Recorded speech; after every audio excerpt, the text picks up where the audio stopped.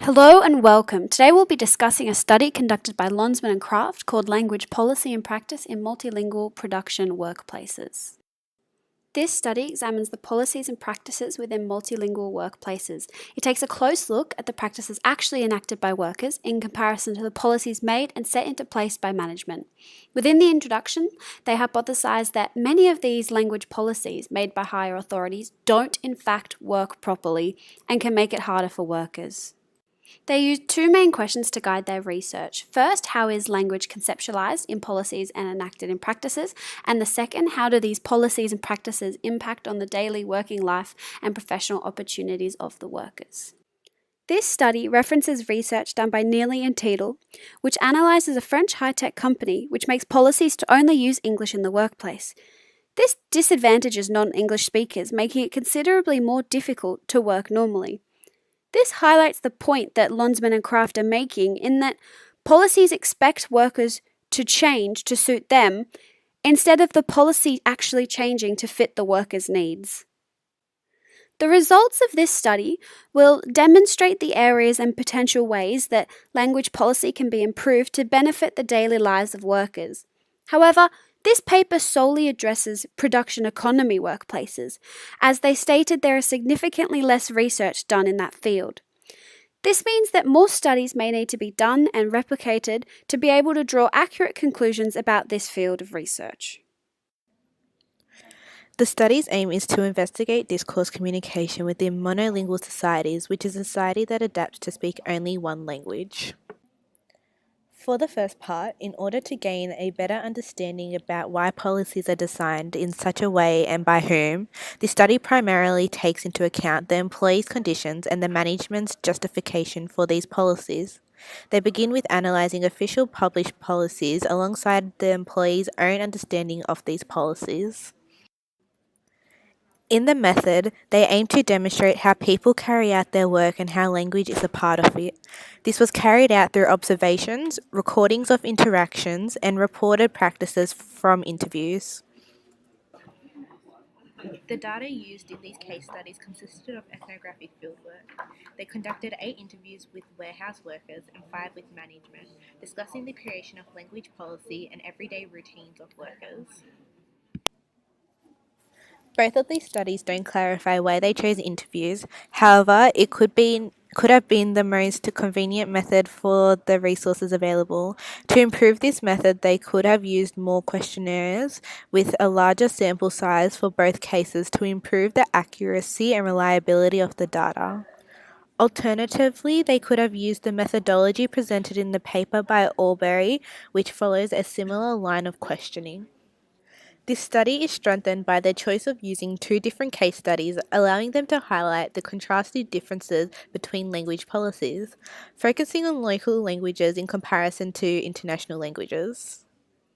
Significantly, both case studies showed a disconnect between policy and practice in production economy workplaces, which mainly disadvantaged workers rather than management. The first case study was a Danish supply company that was focused on increased expansion into the international market. They changed their official corporate language from Danish to English in order to facilitate this growth overseas. Their main policies were the conversion of the IT system and company intranet into English and the introduction of English classes. Employees were selected for these classes based on their self-reported English ability and the English requirements of their role.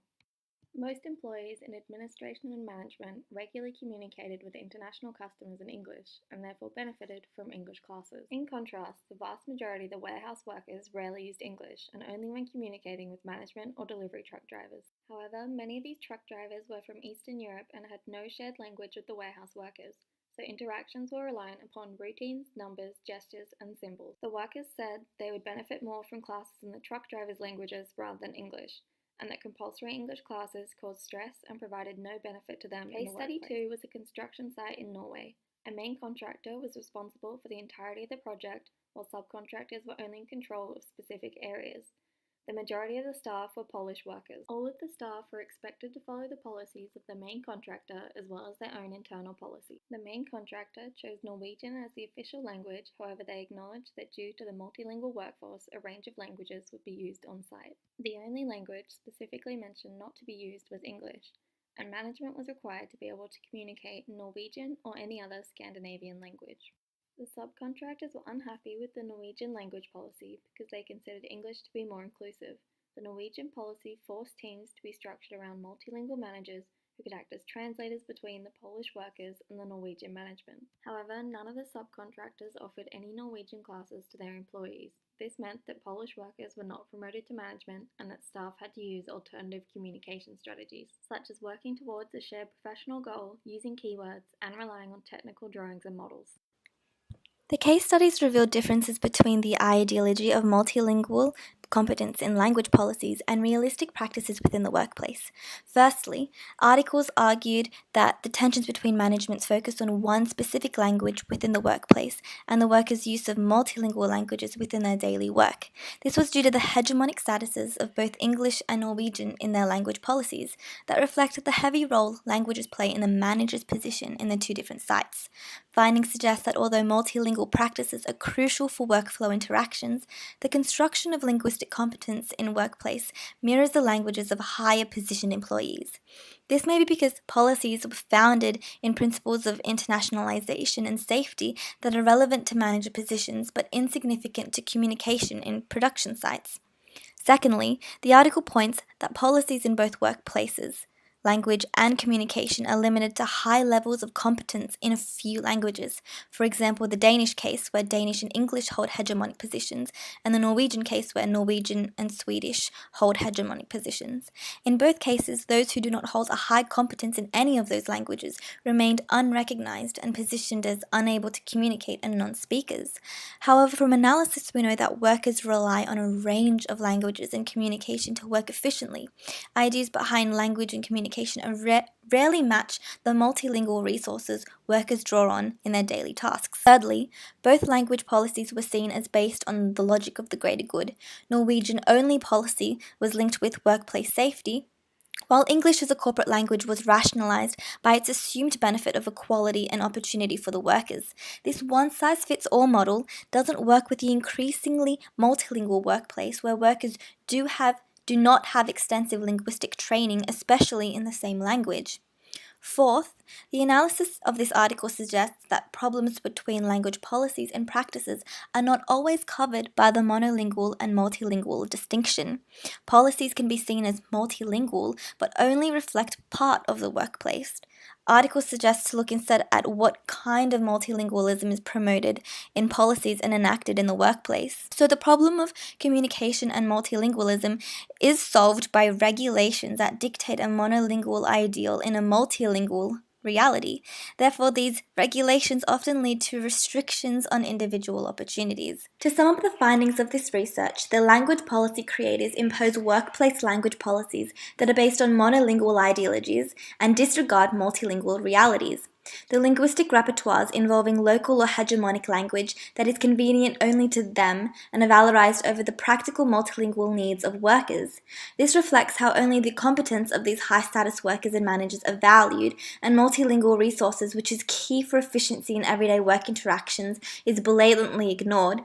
In response to these inconsiderate policies, workers at times had to engage with multilingual or multisemiotic practices, anything besides the official workplace language to get things running. The fact that the goal of language policies, which is to unite team members with monolingualism to increase efficiency in the flow of work, is so far off from actually helping them, resulting in negative consequences. Workers become discontent with the policymakers who put forth only their linguistic repertoires. The domain over language use in the workplace also becomes more prominent. The ruling of multilingual resources also tend to bury the communicative proficiency in some workers, disempowering them as non-linguals. More research needs to be conducted in diversely multilingual production economy workplaces, meaning workplaces which are mainly based on perhaps Asian or Arabic languages may have a slightly different attitude and approach to language policies. The questionnaire used in the interview should be included to ensure objectivity is displayed in the questions, biased results are not instigated, and to allow other researchers to replicate this study. The biggest strength of this study is that it has given more scholarly attention to language use in the production economy and now brings more importance to the language needs and professional opportunities of the workers.